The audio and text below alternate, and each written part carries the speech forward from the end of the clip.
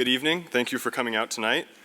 My name is Austin Sendek. I'm the co-president of the Stanford Energy Club, who's hosting tonight's event. I'm a third-year PhD student here at Stanford, and we have the lovely Energy Club team sitting here in the front. We're very excited to be hosting this discussion, Energizing Innovation, with a very talented group of individuals here on the stage. So this event is really the main attraction of the larger Energy Week, which you hopefully have been getting about 1 million emails for over the last couple weeks, which has been a energy mini conference that the Energy Club has organized. We've had about 800 people registered in some capacity for the events. On Monday, we had a product expo on the Y2E2 courtyard. Yesterday, we had a rotating dinner with industry professionals and Stanford students. Tonight, we have this event, and tomorrow we're closing out with a mixer at the Stanford Law School. And so, if you're not familiar with us, the Stanford Energy Club is Stanford's largest student-run energy organization. And our mission statement, in our mission, we want to foster a diverse energy community here on campus. And we want to do that to facilitate interdisciplinary collaboration, knowledge exchange, and professional development. And so Energy Week has really been a way for us to work towards that mission. And tonight, especially, is going to be about that knowledge exchange piece of our mission. So we have some very great people here at Stanford who have had really great careers in energy, and so we want to kind of pick their brains. Tonight we have a great moderator here in Jeff Ball to help us do that. And before I introduce Jeff, I would just like to give the sort of standard reminder of please turn your phones on silent. But we do encourage you to tweet. And Jeff will say a little bit more about that. You can tweet it, you can Snapchat it, you can Instagram it, do whatever you want, as long as it's silent. So, and another disclaimer is that this event will be filmed. So we're going to have a Q&A session at the end that will not be filmed. But the regular discussion will. So if you're sitting in the front row, picking your nose or something, you might end up on YouTube. And so with that, I would like to introduce Jeff, our moderator. Jeff Ball is a scholar in residence here at Stanford in the Steyer-Taylor Center for Energy Policy and Finance. And he's also a lecturer at the Stanford Law School. Before coming to Stanford, he spent 15 years writing for the Wall Street Journal in energy and environment, first as a columnist and a reporter, and before coming to Stanford, he was the environment editor there at the Wall Street Journal. This year, he won the Society of American Business Editors and Writers Top Energy Writing Prize for a piece in Fortune on energy reform in Mexico. He also speaks at university campuses as a Woodrow Wilson Visiting Fellow. He's been on PBS, NPR, CNN, and the BBC. And I have to say, I can't seem to find someone at Stanford that just doesn't love this guy. So everyone I've talked to has just been gushing about him. So we're very lucky to have him. He's a well-loved member of the energy community here at Stanford. And so, ladies and gentlemen, I'll turn it over to Jeff Ball. So nice to see you guys. The first bit we need to know is that Austin's not a good enough reporter, if he hasn't found anyone who doesn't love me at Stanford. It's really good. It's really wonderful to see all of you here. And Steve and Arun, thank you at the start for taking the time. I'm going to give Steve and Arun a fuller introduction in a moment, but I want to just say a couple of quick ground rules. I want to try to frame the discussion that we're going to have. I'm going to introduce the two of them more fully, and then away we go. So just sort of structure this evening, we're starting a bit late, and we're going to then therefore finish a bit late. If you have to leave at the end, no hard feelings. If you can stick around, great. We're going to have about an hour discussion up here, maybe a little less than an hour discussion, and then at least a half an hour for questions and answers from you guys. If at the end of this discussion there are no questions, if none of this has made you angry or confused, but mostly angry or horrified, then we've not done our job up here. So what we want are not softball questions. What we want are probing questions that are going to educate all of us here. So please listen up and please ask hard questions at the end. You'll notice that there are no slides. As someone who's new to Stanford relatively, I always marvel when there are not slides, but I also rejoice. So we're just going to talk. I will be impolite and I will interrupt as we go along, just to make sure we cover lots of things. And as Austin said, feel free to tweet. If you pull out your phones, I'm going to assume that you're tweeting and not watching the debate.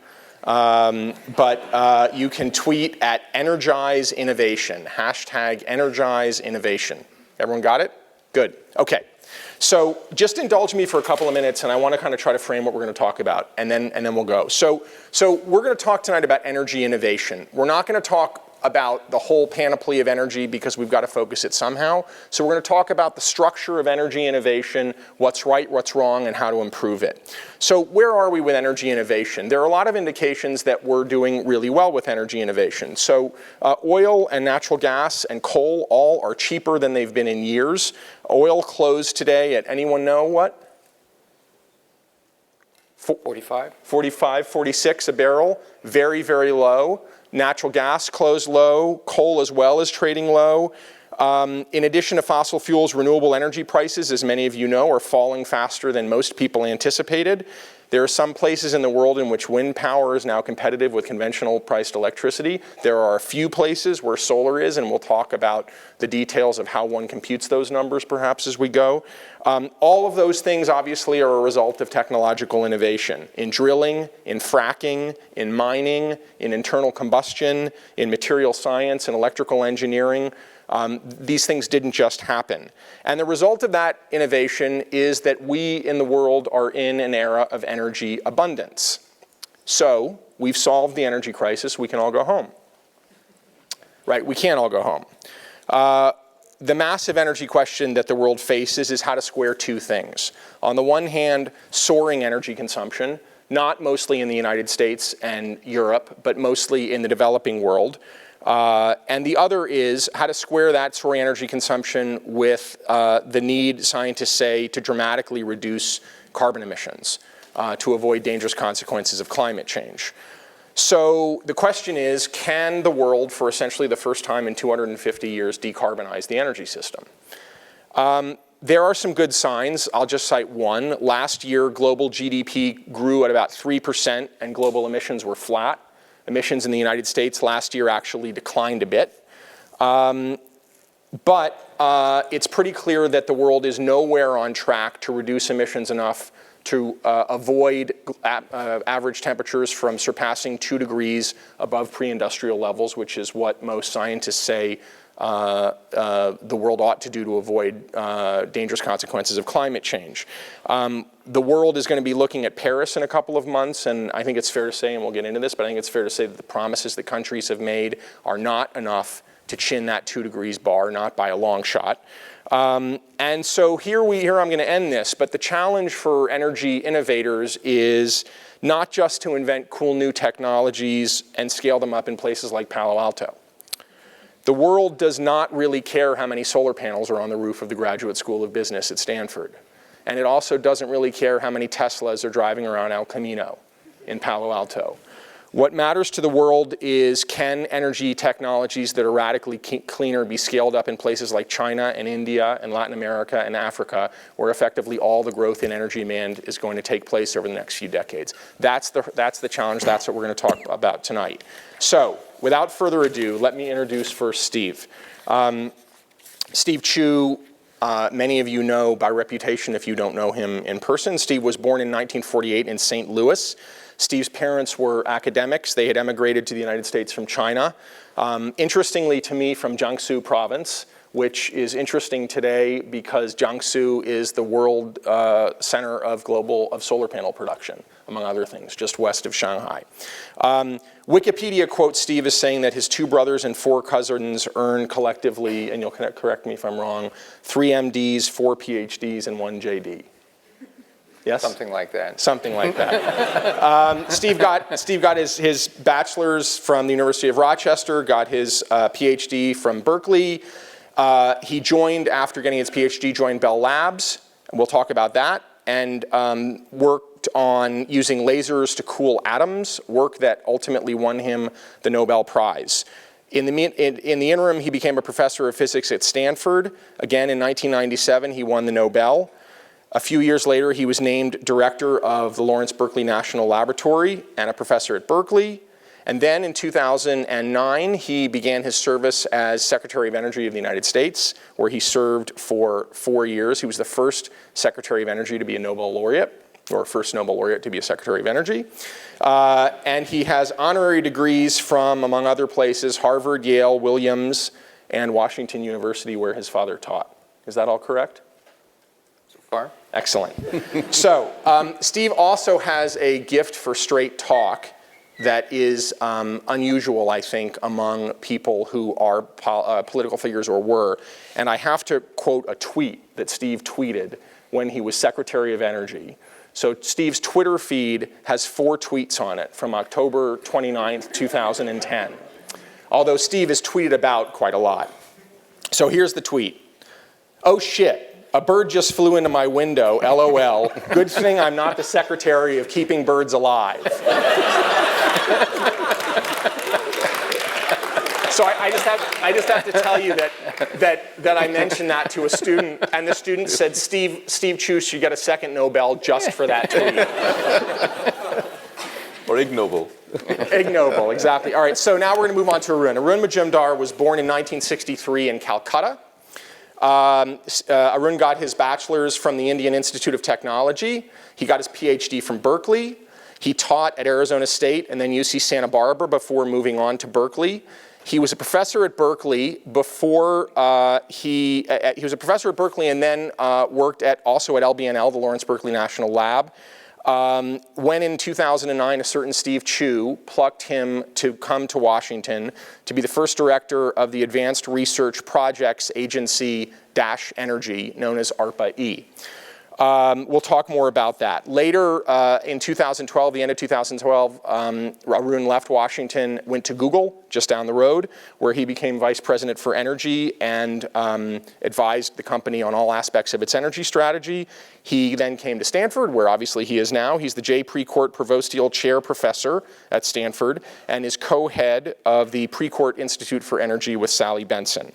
Last December, and I'm almost done, last December he was named one of 4 science envoys for the United States abroad. And he can perhaps tell us more about that. He's also, I believe, vice chair of the Secretary of Energy's advisory board. Is that right, Arun? Okay. So enough with the introductions. Let's jump in, and here's where I'd like to start. Let us imagine that you are a finalist to be nominated as Secretary of Energy. And you are sitting in the Oval Office, and you have a very short period of time with the next president who's nominating you, and he has 2 questions for you. And you have 2 minutes to answer each question. And the first question is, explain to this president who wants to nominate you how different the global energy system could be in 8 years, because this president wants to be around for 8 years, if this president does everything she or he could.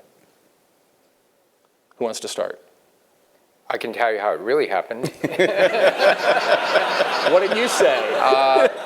It was not 2 minutes. It was more like an hour, and where we just talked about energy. The president-elect Obama wanted to know what I thought about things, and we just chatted. And I also, he was both buying and selling, and. After that, I went home and told my wife, if this guy asks me, I will say yes. I was not wedded to that either, because I didn't really want to go to Washington. And so that's and I would be appalled if a president-elect would want to decide on a 2-minute interview. So take one more minute and talk about the future. What realistically do you see as possible, sort of in broad brushstrokes, over the next 8 years, if things were done that you think ought to be done? Well, it really depends. Right now, we'll just take it, 1 year from now, and after the election, there's a new president-elect, and they are putting together the cabinet. You would have to assume that Congress is going to be deadlocked. And so it would be issues having to do with what things the president can do administratively, but also to encourage the president, which does have immense powers to try to undeadlock in some way. But that's neither here nor there, whether that would be possible. It all depends. But administratively, I think shutting down grandfathered-in coal plants that are absolved from SOx and NOx emission in the Clean Air Act and Bush 1 in order to get that deal passed. These are old, very inefficient, 30% efficiency, held together with Band-Aids, totally written off. Coal is cheap, and it's like a 30-year-old or 40-year-old jalopy with no yearly smog tests. And so the only way you can close these is actually on mercury and particulate matter. And I think you want to be increasingly aggressive about getting these old jalopies off the scene. There's all sorts of things you can do on the regulatory front, but it's mostly in states that control a lot of the things in terms of electricity. But the federal government can be a really good convener. And I found that when I was Secretary of Energy, even though you have no direct power, you can actually help. The Secretary of Energy is a huge knowledge base of technical knowledge that could be very useful in helping people design either small bits of legislation, but also regulators in the states and cities. So, Arun, you haven't had that conversation yet. No.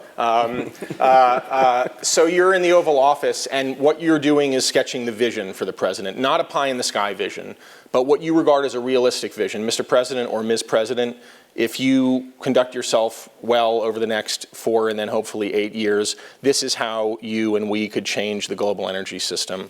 Go. Well, first of all, I'll talk about the amazing students at Stanford and the Energy Club, all right?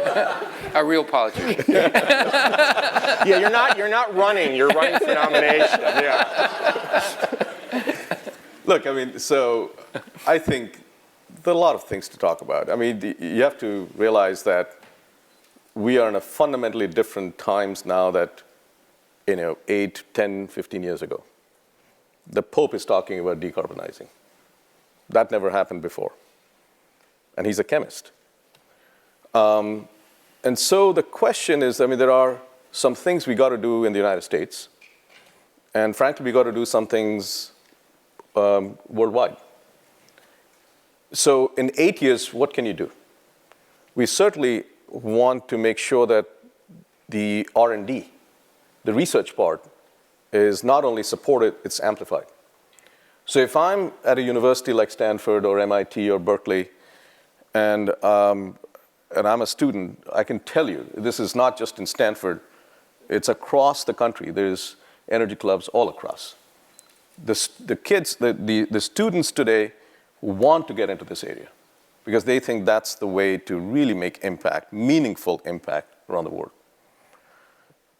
And our job in the government is to really support them and get the best minds. The best minds can go into Wall Street. And there's nothing wrong with that. But we need some of the best minds working in this area. And that requires support and sustained funding. So I certainly like to get the president's commitment. So this is a question of money, more money for R&D. Question of money, and beyond money, the people. So recruiting the right people in the Department of Energy and around, in the ecosystem to bring the right people to manage that. Because it's not just the money. It's more than just that. It's the support, it's the coaching that would come along with the money. So we're going to get in much more depth to the structure right. of energy innovation in the United States. But I just want to throw one question at you in terms of the money. And that is, when Ernie Moniz, who's the current Secretary of Energy, was at his Senate confirmation hearing, he was asked a similar sort of question.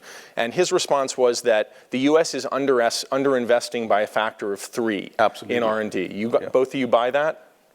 Oh, absolutely. But let me add to that, it's not only R&D in a university. You have to actually create business so that students who you're not leading students off a cliff.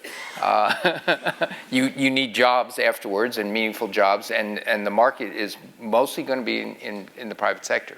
And so you've got to stimulate the private sector to create a market draw.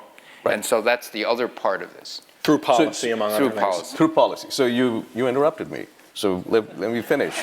It is it's my the want. R&D part. Yeah. It is the policies to foster finance of energy, to reduce the cost of capital, is to provide the right regulatory framework to create the businesses.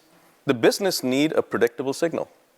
And if you look at the production tax rates in wind, they go up and down, up and down. That is not the way business ought to be run. Of course, that involves Congress as well. And so that's part of the thing, is that how can you really get meaningful legislation done with Congress that gives stability and predictability in the signal? So that's sort of the internal United States. And then there's a United States role to play globally.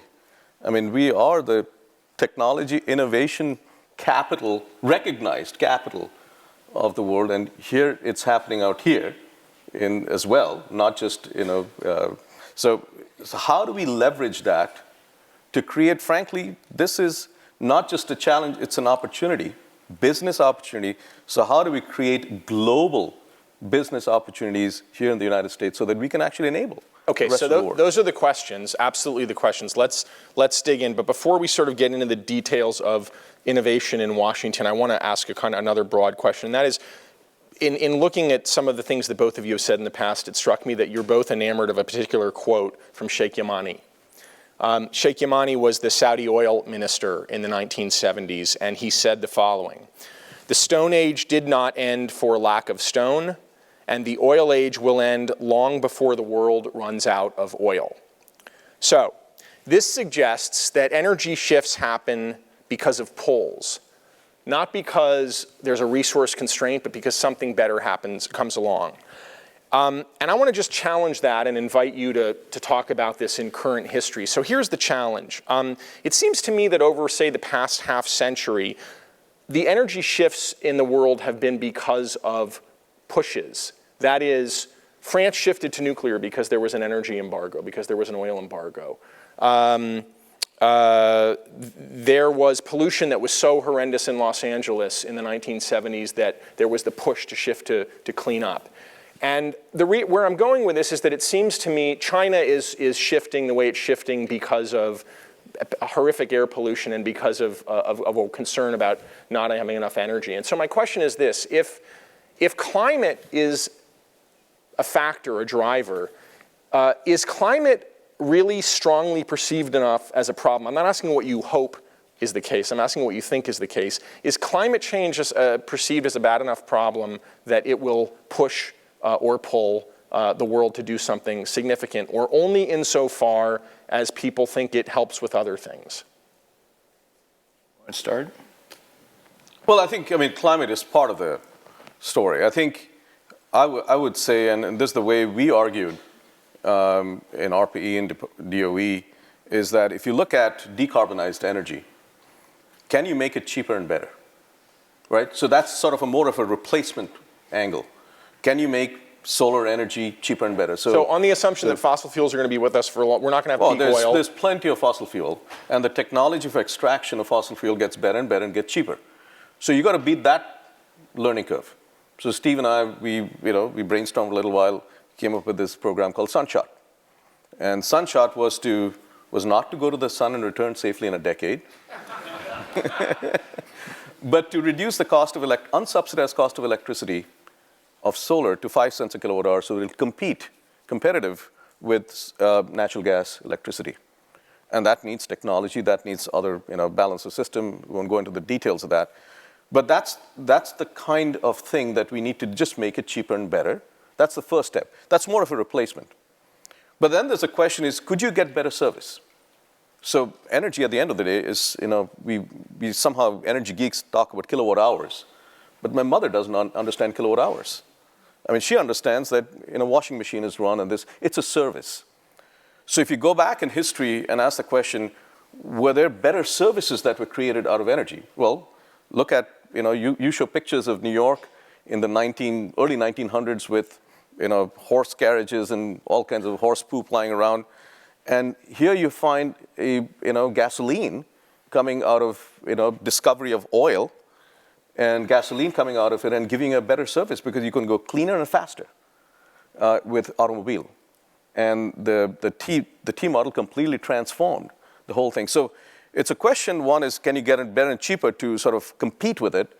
On the other hand, you've got to think about new services and better ways to enable people to get better services out of new forms of energy. And I think combination of that, and if that addresses climate change, then it's a go. But if it's only climate, I think one has to, if it's expensive, really expensive, but it's climate, I think one has to take that'll be a harder battle than if it is a cheaper way. And frankly, that's where it's going, solar and wind, as you talked about. So let me back up a little bit, and your remarks about air pollution, how bad does it have to be before people react? And climate goes slowly, and it comes out of the noise of weather, but it has a long lead time, half a century, a century, 2 centuries. The really tragic stuff happens a half a century to 1 century in the future. And in this long lead time, one could argue, well, yeah, maybe weather. Okay. Now, most scientists, virtually all, maybe 99% of all the scientists who really keep up with the climate literature say, no.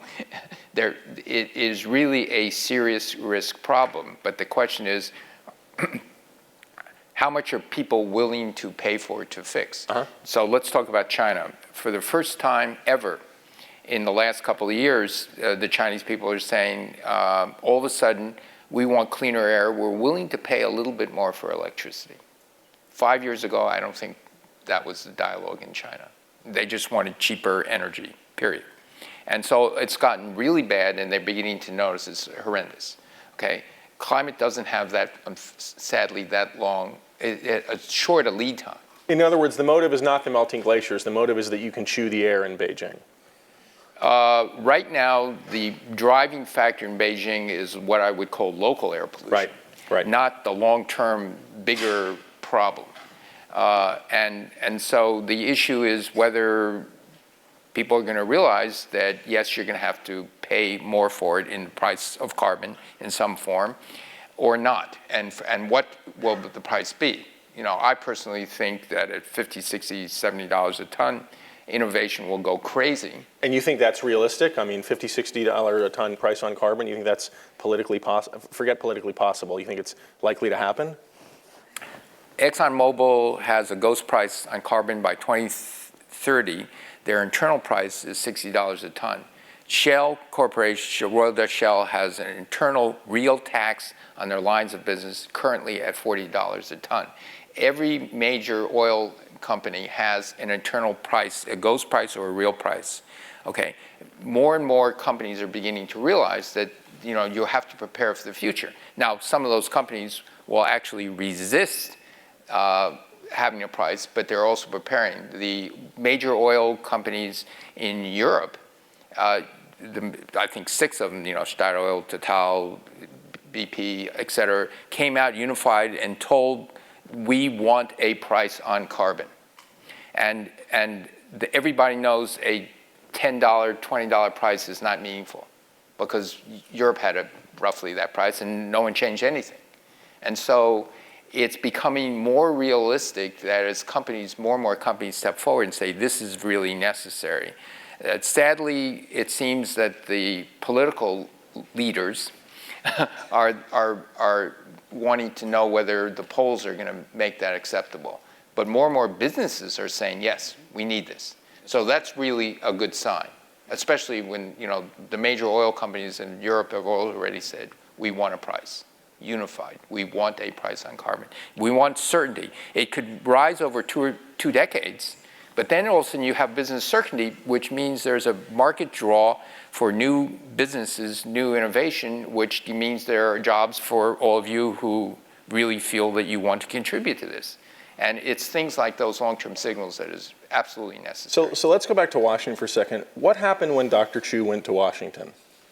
Lots of things happened. I'll skip the personal stuff about having to resign from Berkeley and Stanford. And I guess what I'm asking is, was it what you thought it would be? Was it different from what you thought it would be in ways that are relevant to the current discussion? No, a lot of it was what I thought it would be. The Department of Energy is a major resource funding resource. Did you do what you set out to do? Some of it I did. Other, there was a hope that there would be an energy and climate, but that after the midterm election, that just died. And so you do what you can within the agency.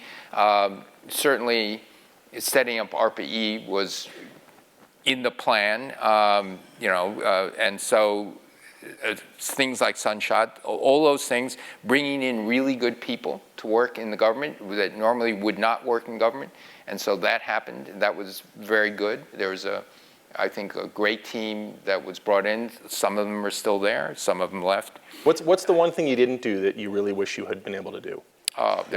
One thing? There's a couple of things. Two things. The nuclear waste issue was I wanted to solve, and both the Cold War legacy stuff and trying to figure out a path forward to store civilian waste. That's something I thought needed solving, and it was deadlocked. What's the second thing? Changing the bureaucracy in the Department of Energy to give more authority locally to, let's say, the directors of the national laboratories, more authority to the scientists, and not having people in the bureaucracy micromanage. So now we actually get to... And that was a failure. Okay, and could you, well, we'll come back to that. So now we're actually getting to the structure of innovation in this country. And Arun, why don't you pick this up? What is the problem that ARPA-E was intended to solve? Well, I think if you go back in the history of ARPA-E, you got to ask Steve about this because he was in the National Academy's committee that recommended it. The way, and then after that, it went to Congress, and Congress came up with the legislation for ARPA-E, which is actually, on hindsight, when we actually read it and used it, it was beautifully crafted in terms of authorities that it gave and the things we could do with it. But why did the U.S. need an ARPA-E? Well, it needed ARPA-E for the following reason. When you look at technology innovation, I would broadly classify them as two different kinds. One is what I call, and any technology, you can create a learning curve, and you can plot cost and performance on the y-axis and scale on the x-axis. So as you do more and more, the cost comes down, and you create a learning curve. Whether you take batteries or semiconductor chips, they all follow a scaling law. And so you can go down an existing learning curve. So you take today's lithium-ion battery or today's air conditioner and make it better and better. You make a little better heat exchanger. Incremental improvement. Incremental improvement. Very important because it brings down the cost, makes it better, makes it safer, and it's necessary. So that's going down a learning curve. The other kind of innovation is you create entirely new learning curves, which initially may be a little more expensive, but in the future, they will be cheaper and better and disruptive in the best sense of the word compared to today's learning curve. And so was the notion behind ARPA-E that the U.S. was iterating, but it wasn't The disrupting? U.S. was doing a good job in going down existing learning curves, and you need science for that, and the scientific foundation is there, but we were not taking enough risks to go for the home runs, which are these creating entirely new learning curves to make today's technology obsolete, and for that, you got to think differently. And were other countries, either of you, at the time, was there a perception that other countries were doing a better job taking the big swings? No. So the issue. So going back to the Rising Above the Gathering Storm report, where this was formulated, there was a conscious decision to say, and then you look at what the Department of Energy and the Applied Areas was doing. It was actually funding more incremental stuff. And my attitude was, if industry is doing this, we don't, with federal funds, need to do this much. There's risk aversion in order to fund programs where 90% of them would fail. because then the program manager would say, no, this is really bad, and so I'd rather have 3/4 of them succeed. Well, if 3/4 of them succeed, that's already a failure. Right? Because you're only investing in research and safe things, which is not really new research. So you're taking issue with the notion that a high failure rate is a bad thing. High failure rate is a good thing, period. If you look at the most successful scientists, they have failure after failure. Only 1/5 of them really work, and they shoot for the moon/sun. And that's what we wanted, a new branch that was comfortable with failure. You don't want to invest in things that violate the second law of thermodynamics, but, but you do want to invest in things that could be, and that's the word we use, game-changing home runs instead of infield singles. Actually, on that note, there was I should tell a story. There was a proposal in ARPA-E that started with the sentence that the laws of thermodynamics are about 150 years old. They're a bit outdated. Did you write that? That's how it started. The proposal started. Excellent. And we didn't quite read the rest of it. Let me tell you, there's a joke about this, and it may be apocryphal, maybe not. Executives of a well-known oil company are being toured around, and they look at this thing. And its name is? I'm not going to say. And they said, well, how come the efficiency can't be better? And I said, well, sir, that would violate the second law of thermodynamics. And the person turned and said, we have people in Washington, can't we get it repealed? All right, so walk us back, and this bureaucracy has been authorized. And what is the notion? Agency, not bureaucracy, sorry, please. I didn't mean to be pejorative. The agency is authorized. And what then do you guys do? You're sitting there over a beer on Capitol Hill, and you're trying to figure out, what do you do with this agency? What do you swing for first? And how do you structure things so that you're maximally likely to hit the ball? First of all, walk us through how that structure. Well, let me start with the authorization was, as Arun said, wonderfully written. It only changed one thing from Rising Above the Gathering Storm, and that was it should report directly to the Secretary of Energy, not the Office of Science, which was actually a good thing. But the rest of it was left to the agency. You're not debating with we did not ask Capitol Hill. Okay. The agency being the Department of Energy.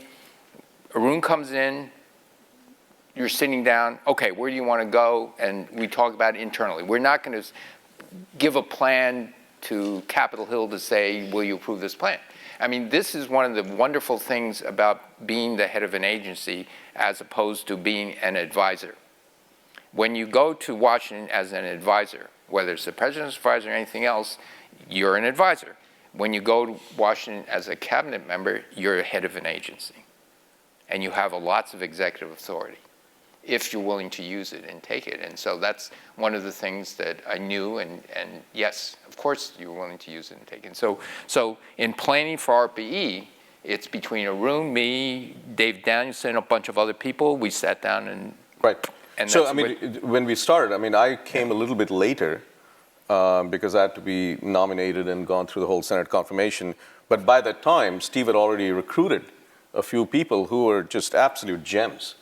And I was very blessed with them. And talking about beer, yeah, we had a little watering hole southeast of the Capitol Hill, which we frequented, the Ugly Mug. The Ugly Mug? Yeah, if you guys ever go there and talk about ARPA-E, they may get you a free beer. Yeah, every Friday they would. Thursday, yes.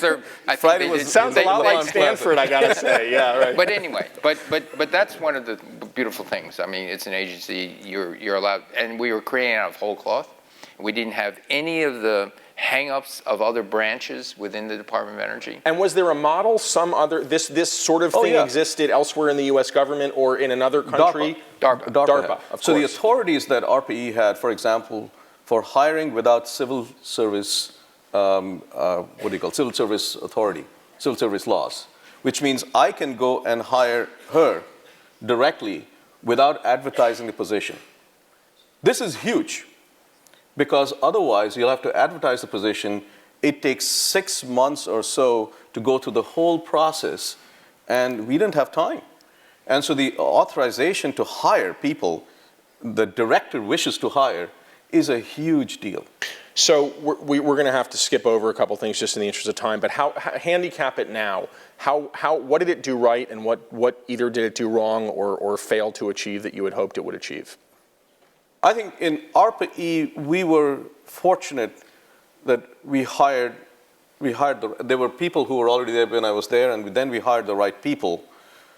There was a lot of blocking and tackling that he did, because anything new in Washington is always under danger, always. And I call Washington, Washington made of blockers and builders.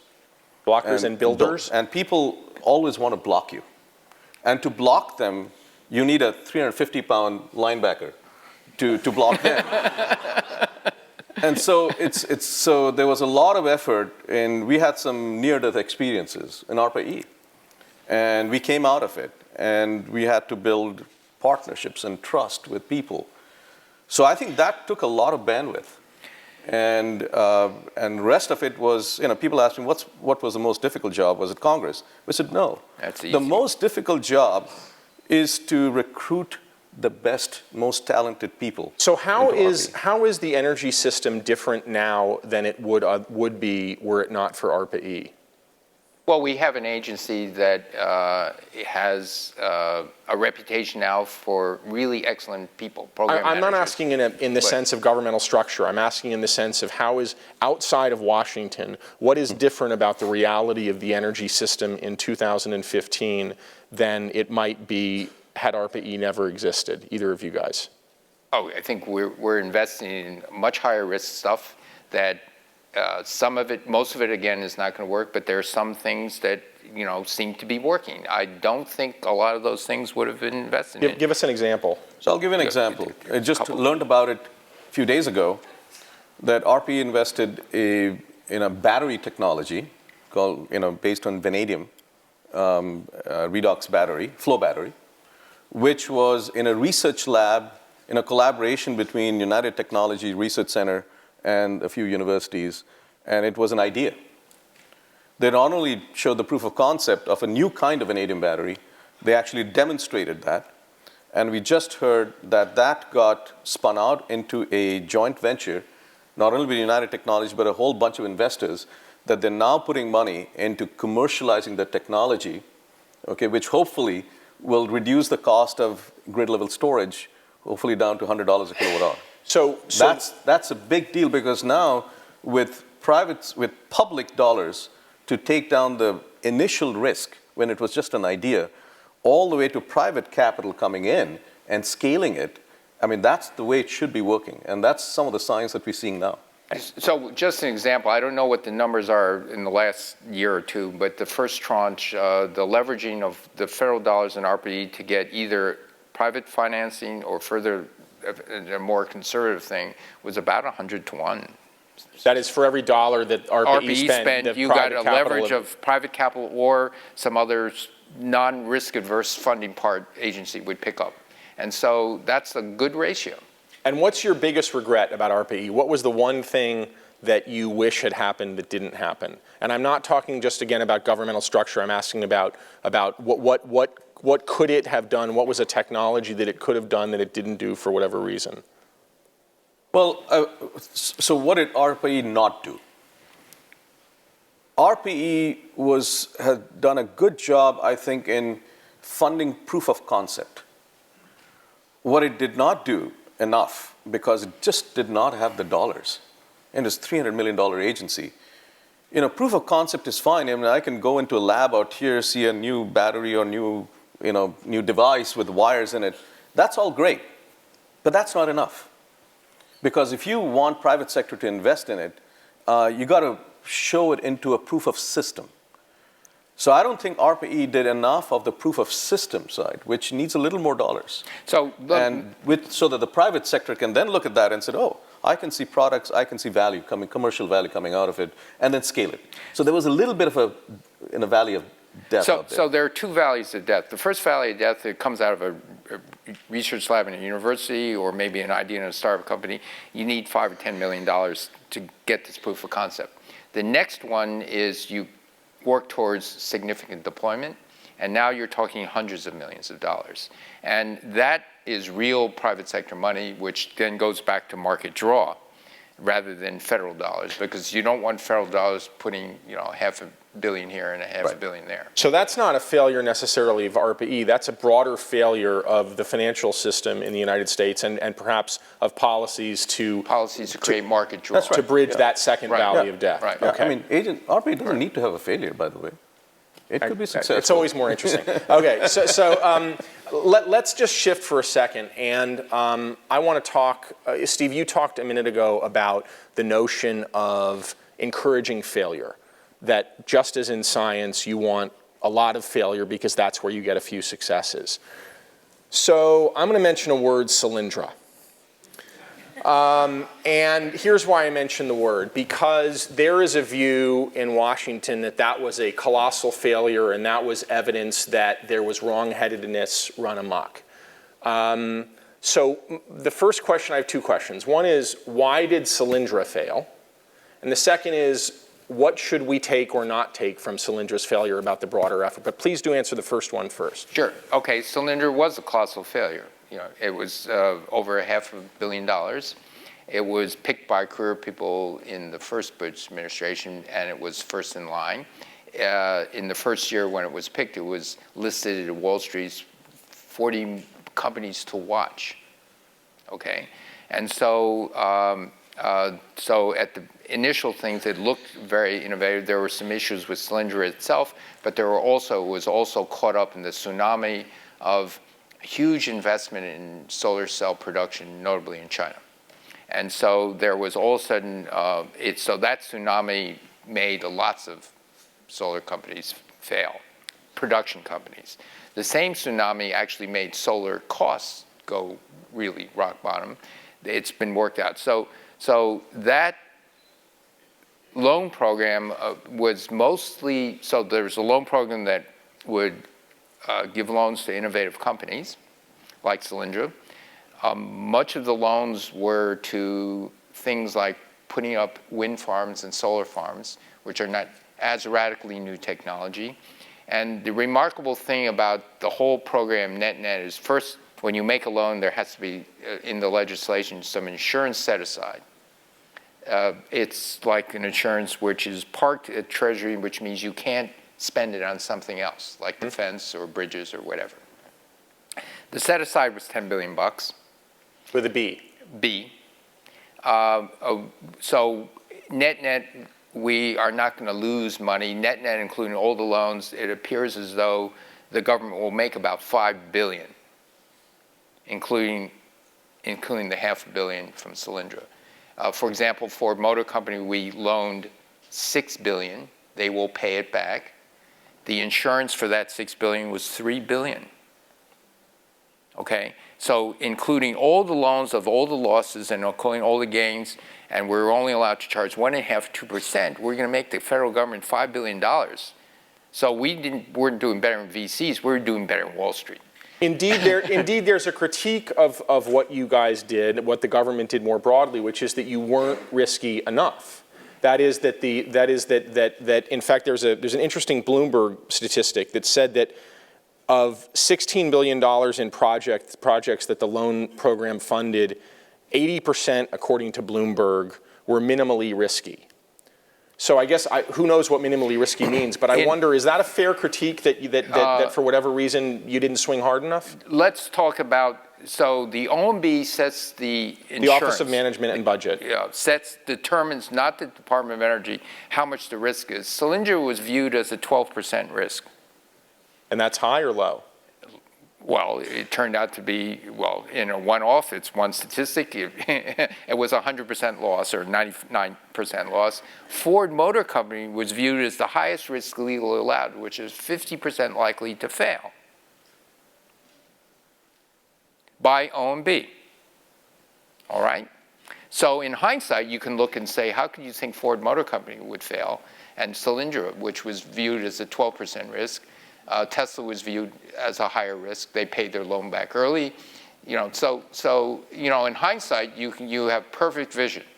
The government doesn't employ very good risk managers. No, it's a portfolio risk.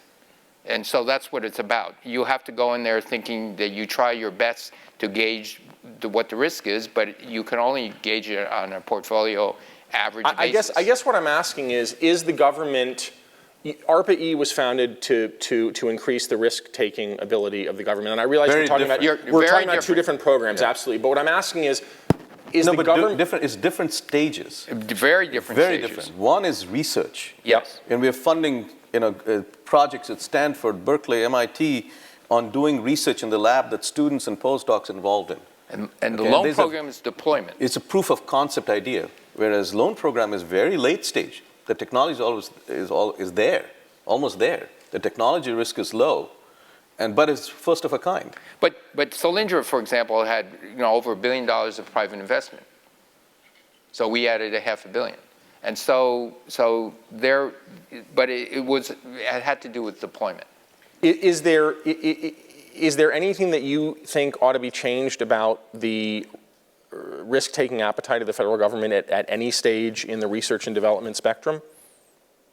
Well, first, and research, and academic research especially, you want to encourage people to take risks. Right, and I'm asking, are we doing that properly? No.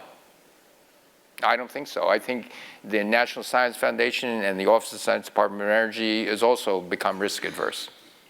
So one of the things that we found was, and in fact we discussed quite a bit, Steve and I, on the review process. Think about it. The process of reviewing proposals. Okay, so let me, for those who are not involved, here's what happens. Steve writes a proposal, sends it to NSF. It gets reviewed by a panel. Generally, the loudest voice on the panel dominates. Could be wrong, okay? And you get a set of reviews. The decision is made based on the review, and it comes back as a reject, okay? I've had proposals rejected. I'm not going to name the agency, but proposals rejected because the font size was wrong. Silly reason. Now, if you look at what a university produces in terms of documents, it's proposals, it's papers, and patents. When you send papers for review in a journal, or you send patents to a patent office, it doesn't come back saying it's a reject. You actually have a dialogue, because the paper comes back saying that, here are the problems with this paper, change it, or what do you have to say? And you did that at ARPA-E, right? And ARPA-E, so that's one of the biggest challenges in the federal government, the review process, is that a lot of good ideas just failed because the review process was not right. So we changed that because of our own experience of being rejected, at least my experience of being rejected. I've been rejected like the best of them. And say that, once we get the reviewer should not decide whether this should be funded or not. If you have really smart people in ARPA-E, they should decide. So send the review back to the PI, the proposer, and give them 4 days and 4 pages for a rebuttal. You look at the review, look at the rebuttal, there's parity, there's symmetry in the process, and then make a decision. But that really changed a lot of things. But let me add to this. I don't think any other federal agency does this. What they do is the program managers in the rest of the Department of Energy, in the National Science Foundation, and NIH, they send out the reviews, they do this, and it's like a vote. And if you get really good program managers who really know what's going on, some of the best things are bimodal. People just don't see it, and I don't know if this is going to work, so I'm going to reject it. And a few people might say, hey, that's really good. And in normal review processes, that gets axed. And so one of the things about ARPA-E from the get-go was to get as good a program. The program managers had to be at least as good as the people they're giving the money to. Because this was my Bell Labs experience. The managers of Bell Labs were the best scientists, and there was no review. We never sent anything out. It was just 1 or 2 people who said, yeah. And if you disagreed, you go and you talk to the scientists, and there's a back and forth. the people in ARPA-E were so good that they could actually talk about it, and they didn't have to get it out for another review. 4 days, you can't get the reviewers to respond, okay? And so one of the tragedies about why NIH, Department of Energy, the rest of it, and NSF has become conservative is because you need... Conservative not politically, but in terms of risk aversion. Risk aversion, it becomes a democratic vote about something, and really new things aren't democratic. To really spot a new idea is you have to be, the smartest people can spot a new idea before it becomes recognized as a good thing. So the first year or two, right? And then it takes steam, and then, oh yeah, it's easy to fund something that's been established for a couple of years. So it's a matter of the government not having the best and the brightest, and that leads to risk aversion because people aren't spotting the really good stuff or willing to say that they've spotted the really good stuff. Well, let me put it this way. We were able to bring in some of the best scientists. Arun was in his 40s, middle 40s, elected in National Academy of Engineering. Ramesh, also. There was a half a dozen people in the National Academy of Sciences and Engineering who, there was careers were thriving. You don't really, that's the type of people you need. So I would say the lesson learned from that, and the IPA program, IPA is Intergovernmental Personnel something. It's a way for people from a university like Stanford to go and serve for a few years. And having gone through that experience myself, I always encourage people to go spend time. And people call it public service. It's actually a misnomer. Because the connotation is that you're serving the public. It's just the opposite. It's the public serving you because you get to see the best ideas across the whole country being thrown at you. And it's one of the most thrilling, enriching intellectual experience I've ever come across. As long as you have a blocker. So we've talked a lot about. So your job was just being a football linebacker. That's what it is. I had to get the rest of the bureaucracy out of the way of brilliant people because they wanted to drag you down and say, we don't do things this way. This is not the custom. They even will make up laws and say, no, that's against the law. And then after about a year, I said, show me where it's written. Law. And it turns out most of the time it was just made up. Who in the world does the best job of energy innovation? What country? U.S. U.S. Still. Absolutely. By far. Let me qualify. Most of it is U.S. There are pockets of excellence. For example, we created a program in power electronics because we felt that wide bandgap semiconductors, like gallium nitride, silicon carbide, is an important technology to have, a strategic interest for the United States because we had the three biggest manufacturers of silicon carbide in the world. Now, we found that Japan had some real strengths in magnetics. When you make a semiconductor and you want to put it in a circuit, you need some magnets. And in terms of soft magnets, Japan had a strength. So there are some pockets of excellence elsewhere. So what we did is say, let's get them over because we can learn from them and put them in teams on the projects that we funded, and thereby we get the benefit of what they have. But I think he was meaning on average. If you look across the board, average, of course there's pockets in Europe, pockets in the US but on average, the United States by far is still the most innovative country. So we're going to open this up in a couple of minutes, but I just want to ask about one other area, and that is you've mentioned solar a couple of times, and let's just take 5 minutes and dig into solar for a second. So here's a sort of a frame. I think it's fair to say we're sitting here in Silicon Valley that the expectation in Silicon Valley over the past 5 or 10 years was that it was going to be moonshot technology that was going to disrupt the solar industry, radically change the production of solar power, and make a lot of people within about 15 miles of this room really rich. Some of them got rich. A lot of them lost their shirts. And in fact, what's happened is that the development of solar panels is largely a result of iterative change